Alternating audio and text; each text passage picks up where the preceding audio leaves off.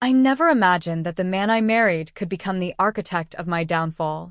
Killian had always been magnetic, charming, commanding, the kind of man who could make you feel like you were the only person in a room. And for years, I believed him. I believed us. But belief, as I was about to learn, is the easiest thing to weaponize. The retreat was supposed to be a celebration. Sterling Tech had just closed the biggest merger in its history, and Killian insisted we go away for the weekend. Just us, no board, no phones. A chance to breathe, he said, his hand brushing mine with that practiced intimacy I had once melted for.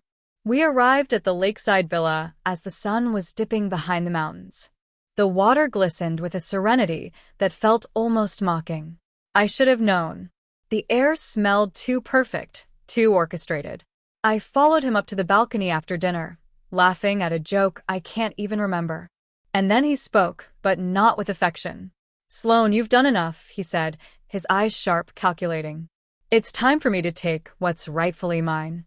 I froze, pretending not to understand, but instinct screamed at me that this was no argument. This was execution.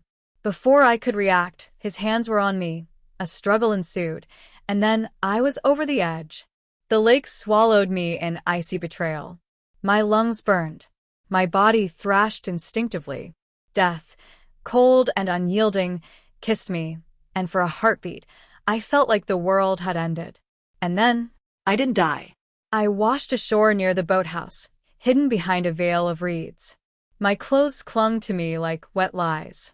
I could hear the villa faintly above the water. Killian's voice, now laughing, echoed across the lake. He thought I was gone. He thought he had won. I lay there, shivering, letting the cold seep into my bones. But with it came something else, clarity. Every betrayal, every whispered secret, every compromise I had made in the name of love, it all crystallized into a single, icy purpose. Killian would pay. Morgan would pay. And I would rise, not as the woman who loved too deeply, but as the predator he never saw coming. I climbed into the boathouse, the smell of wet wood and stagnant water a harsh comfort. Alone, soaked and furious, I began to plan. Every detail, every angle. I didn't need revenge, I needed justice. I was Sloane Sterling, CEO of Sterling Tech. And the world was about to learn that some predators don't die, they evolve. I stayed in the shadows, in the small, damp boathouse, letting the cold water steal the remnants of fear and love from my body. Each shiver was a reminder. I was alive, and I was free from the chains of Killian's lies. But freedom without knowledge is useless, and I needed to know everything. That's when I noticed the faint hum of the office's security system on my phone. Killian had no idea I survived, but the building itself was speaking to me. Ventilation ducts carried sound far and wide, and with a practiced patience that surprised even me, I crawled through the small openings, moving closer to the heart of Sterling Tech. The sound of voices reached me first, Killian's, smooth and confident, like a predator savoring a kill. And then Morgan's, soft but insistent, curling around his every word. I pressed myself against the metal, my heartbeat echoing in my ears. "With Sloane gone," Killian said, his tone deliciously casual, "I now hold the majority stake. Morgan, we can pivot immediately. Offshore interests, minimal scrutiny. The board will never see it coming." I froze. Offshore interests? The company I built with my own hands, my life, my soul, sold in whispers while they thought I was dead. Morgan laughed softly. "With your guidance, Killian, the transition will be seamless. The shares, the assets, everything can move before anyone questions it." I could hear the slide of paper, the faint tap of a pen, the subtle brush of their hands meeting under the table. It was intimate, audacious, and poisonous all at once. I wanted to scream. I wanted to leap down from the vents, rip them apart in fury, but I couldn't. Not yet. This was the moment I had to listen, to absorb every betrayal, every weakness, every angle I could exploit. My pulse steadied. I let the cold logic seep in, replacing the heat of rage with the precision of calculation. Killian's voice softened. "She was everything, and now she's gone. But he hesitated for a fraction, as if savoring the deception. We have our chance.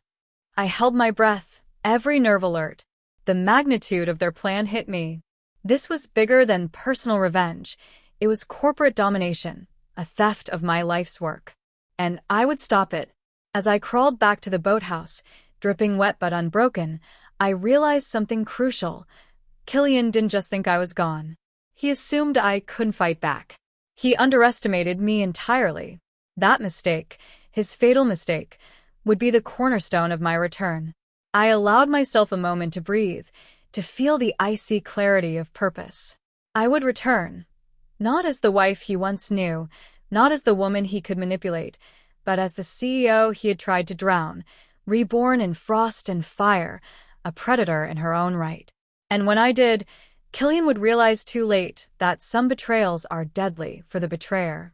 The morning after I heard Killian and Morgan plotting, I made my first move.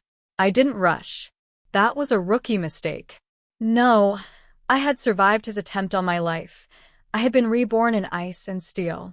Patience would be my weapon, observation my shield.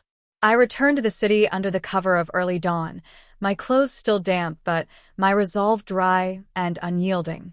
No one would recognize the Sloane who walked into the alley behind Sterling Tech that morning. Hair plastered, face pale, eyes sharp with a predator's intent. I wasn't the woman who loved Killian anymore. I was something else entirely. The vents called to me. I slipped inside like a whisper, my hands pressing against the metal walls as I navigated the labyrinth of the building's underbelly.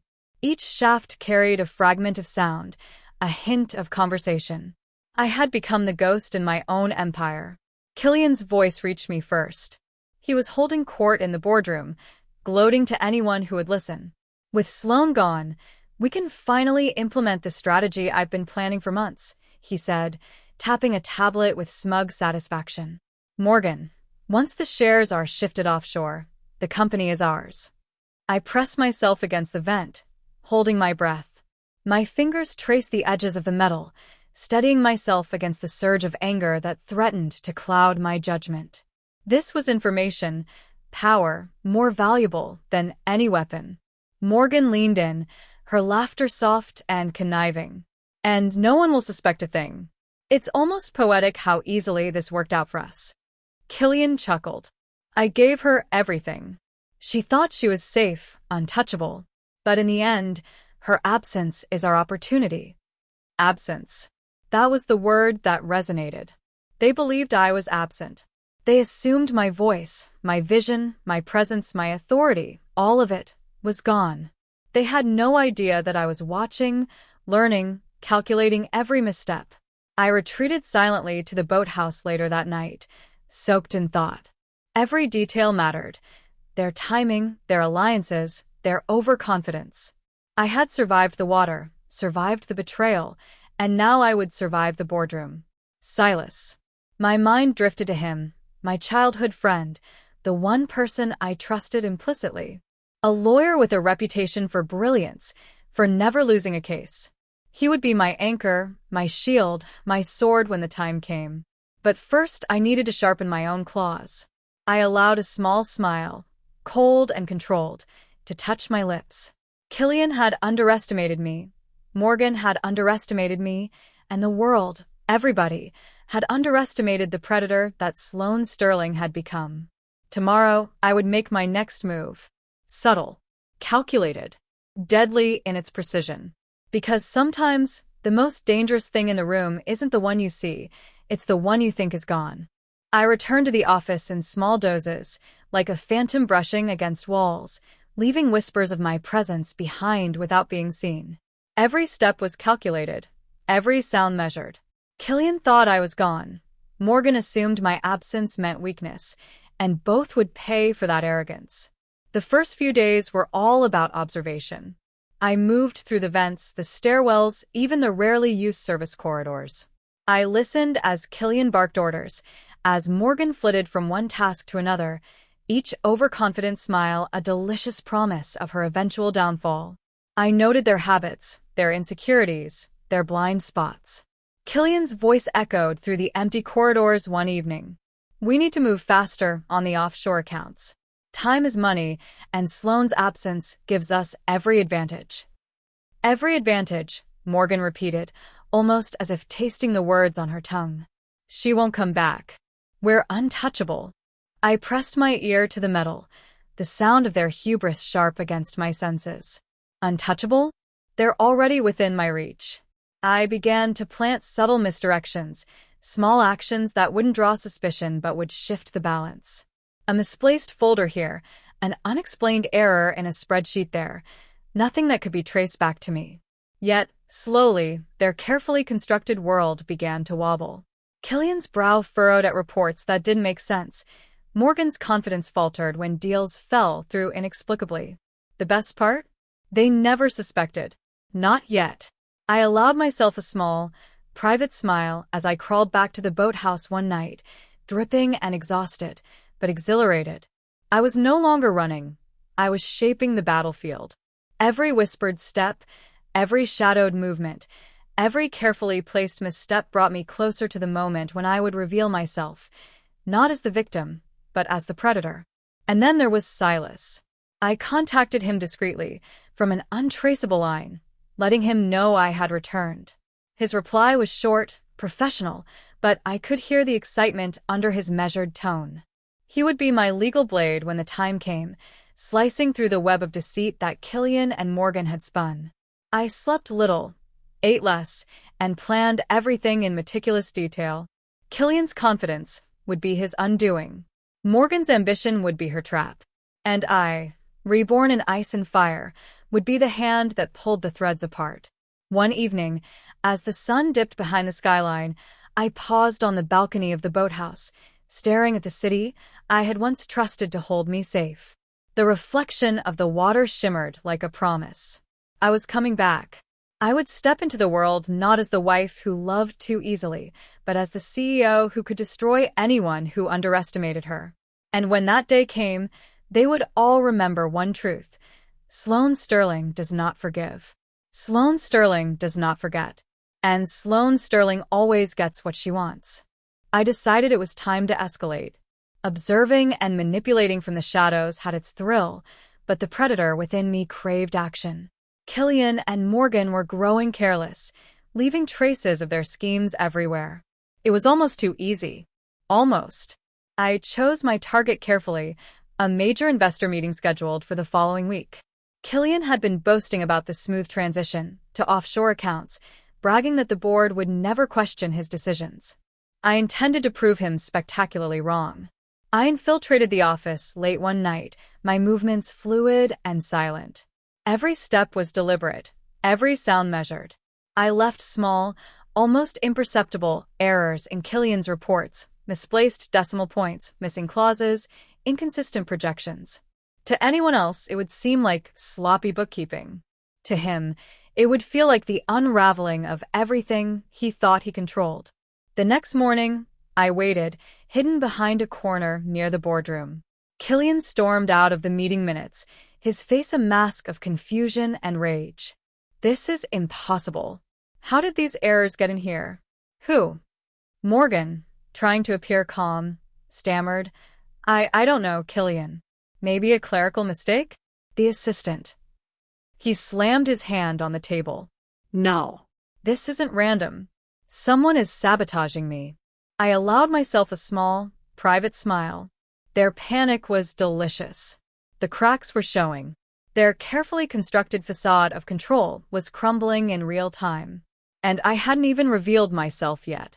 Later that evening, I slipped into the boardroom's empty offices to plan another subtle disruption, a shift in scheduling emails that would ensure a key deal went unresolved, creating tension among the board members.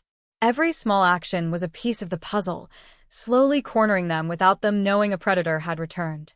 It wasn't enough just to observe. I needed to feel the rush of power, the sweet taste of justice brewing. Killian and Morgan had taken for granted my absence, believing it meant vulnerability. They underestimated me.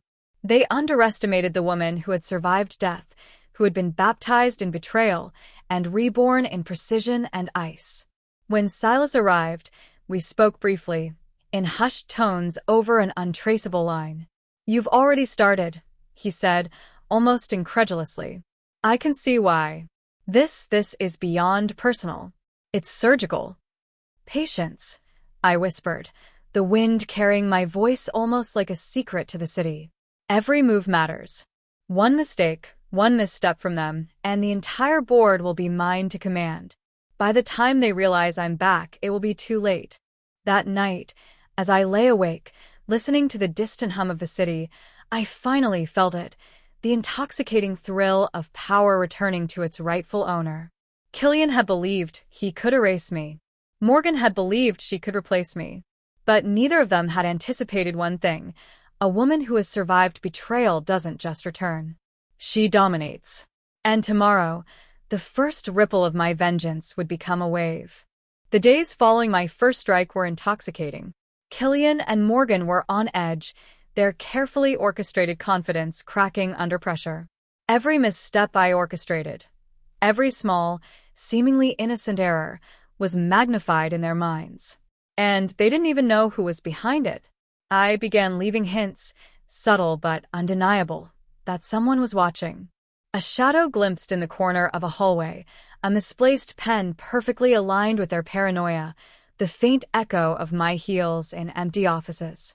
The boardroom was no longer safe. The building itself seemed haunted by a presence they couldn't explain. Killian's agitation grew by the hour. I could hear him pacing through the vents during late nights, muttering to himself. She's back, she has to be back. Nobody else could. His voice faltered at the thought, and I felt a small thrill. Fear. The first tiny taste of the reckoning I had planned. Morgan tried to maintain her composure, but I could hear it in the soft quiver of her laughter over calls. Everything's under control, she assured clients, but the tension in her tone betrayed her. Even the most ambitious people crumble when they realize the predator they thought was gone has returned. I allowed myself a moment of reflection, crouched in a dark stairwell overlooking the boardroom. The air smelled of coffee and expensive cologne. This was my kingdom, even if they didn't yet know it. And it would remain mine, not through brute force, but through subtle domination, the kind that leaves no one able to fight back effectively. It wasn't enough to remain unseen. I needed Killian and Morgan to feel me. One night, I left the boardroom door slightly ajar and ensured a projector flickered on, displaying one of my past presentations, slides of sterling tech's achievements, accomplishments they had tried to sideline, my name stamped in bold at the top. Killian stormed in the next morning, furious. "Who the hell turned this on?" he demanded. Morgan tried to hide her panic, but the tremor in her voice betrayed her. "I don't know, it must be a glitch." I crouched in the vents above, letting the sound of their desperation wash over me. They were chasing shadows, and every misstep they made in fear strengthened my position. I was no longer the one who loved too much. I was the one they feared. Silas checked in again, his voice calm and deliberate over the secure line. "You're doing exactly what I would have recommended. Keep them guessing, keep them scrambling. The moment they think they're in control, you strike." "Yes," I whispered, a small smile curling my lips. "Let them drown in their own arrogance. The longer they think they're untouchable, the sweeter the downfall will be." As I retreated to the boathouse that night, I felt it, the pulse of power, the thrill of control. I was not just back. I was everywhere. In every corridor, every report, every heartbeat of sterling tech. And soon, very soon, Killian and Morgan would realize the truth. Sloane Sterling had not only survived, but she had returned to claim everything she had lost. The day I chose to appear, subtly, deliberately, was not random. Timing was everything. Killian and Morgan were fragile, scrambling to maintain control after weeks of unseen sabotage. They were so consumed by fear and paranoia that even the faintest sign of my presence would send them spiraling. I didn't walk into the office like a triumphant return. No, that would have been too obvious. Instead, I orchestrated a small incident, a technical issue in the boardroom projector just as Killian and Morgan were presenting quarterly results to the board. The room went dark for a heartbeat, and when the lights flickered back, there I was, standing in the back, fully composed, watching. Silence fell. My heels clicked softly against the polished floor, a sound that seemed impossibly loud in the stunned stillness. Killian's face drained of color, his mouth opening and closing like a fish out of water. Morgan's carefully curated composure cracked entirely, her hand clutching her notes as if they were a lifeline. Sloane. Killian's voice was unsteady, a far cry from the confident man who had tried to end my life. Yes, I said, my tone icy measured, but with a sharp edge that left no room for doubt. I'm very much alive, and I've been watching everything you've done while I was away. The board was frozen, the tension in the room almost tangible. Eyes darted between Killian, Morgan, and me. Whispers began to ripple like tiny tremors, spreading through the room. I could see the panic beginning to infect them, just as I had planned. Morgan attempted to speak, but I cut her off with a single look, sharp and unyielding. Do not speak. You've had your moment. And now it's my turn. I moved forward, letting every step radiate the authority they had tried to erase from me.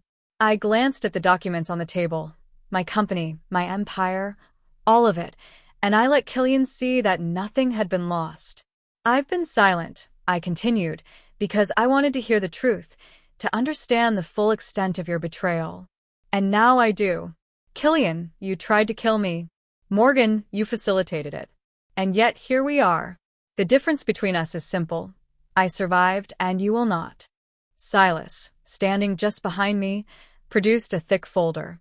The board leaned in, curiosity and fear mingling in equal measure. This, he said, his tone calm but devastating, is the living trust. It strips Killian of any claim to Sterling Tech should Sloane die under suspicious circumstances. And every move he made to harm her will be scrutinized in court. The silence was suffocating. Killian's face twisted with disbelief, fury, and a rising panic that I savored. Morgan's lips trembled, and for the first time, she seemed human, vulnerable. I smiled, not warmly, but like a predator who has circled its prey, ready to strike. Welcome back to Sterling Tech, I said softly. Your reckoning begins today. The room erupted in murmurs, but all I heard was the thrum of power returning to its rightful owner. The weeks that followed my return were a masterclass in patience, precision, and power. Killian and Morgan floundered under the scrutiny I had unleashed. Every misstep, every whispered conversation, every poorly hidden scheme was exposed and documented. Silas orchestrated the legal maneuvers flawlessly, his brilliance matching the icy precision I had honed in the aftermath of my near-death. The final confrontation came during the official funeral board session, the public ceremony Killian had arranged to cement his control over Sterling Tech. The boardroom was filled with solemn faces, unaware that the widow they were there to mourn was very much alive and standing in the room. I stepped forward, flanked by Silas. Killian froze, the confident mask I had known for years crumbling completely. Morgan's hand shot to her mouth, her eyes wide with terror. Surprised? I asked softly, letting the words hang in the air like a scalpel. I thought it would be rude not to attend my own funeral. The gasps were almost theatrical. Killian's jaw tightened, his fists clenching at the table. Sloane, this isn't how. You tried to kill me, I interrupted, calm and unyielding. And while you thought I was dead, you sold my company, my life, to the highest bidder. Every action you took, every lie you whispered, it's all documented. And thanks to my friend, I gestured to Silas, you are now facing justice. Silas stepped forward, sliding the folder of the living trust and legal evidence across the table. Killian's face paled as the reality sank in. He no longer had a claim to Sterling Tech, no leverage, no power. The board was silent, absorbing the depth of the betrayal he had orchestrated. You underestimated her, Silas said quietly to Killian, his voice sharp enough to cut through the tension. And that is a mistake that cannot be undone. Killian opened his mouth, but no words could save him. The legal wheels moved faster than he could comprehend, stripping him of authority and exposing him to criminal liability for attempted murder. Morgan's schemes unraveled alongside his, leaving her vulnerable and exposed. As the session ended, I felt the weight of years lift from my shoulders. Sterling Tech was mine again, not just the company, but the control, the vision, the power I had built from nothing. And for the first time since the lake, I allowed myself a deep, cleansing breath. Silas fell into step beside me as we walked out of the boardroom. His hand brushed against mine, familiar and grounding. "You were brilliant," he said softly, "but you've always been." I smiled, feeling a warmth that had nothing to do with power and everything to do with trust, loyalty, and love, the kind that doesn't blind you but strengthens you. "We make a pretty good team," I replied. He grinned, that rare, genuine grin that always made my heart quicken. "The best team. And now, no one can ever take this from us, together." For the first time in a long while, I allowed myself to imagine a future that wasn't haunted by betrayal or fear. I had survived death, reclaimed my empire, and found my equal in Silas.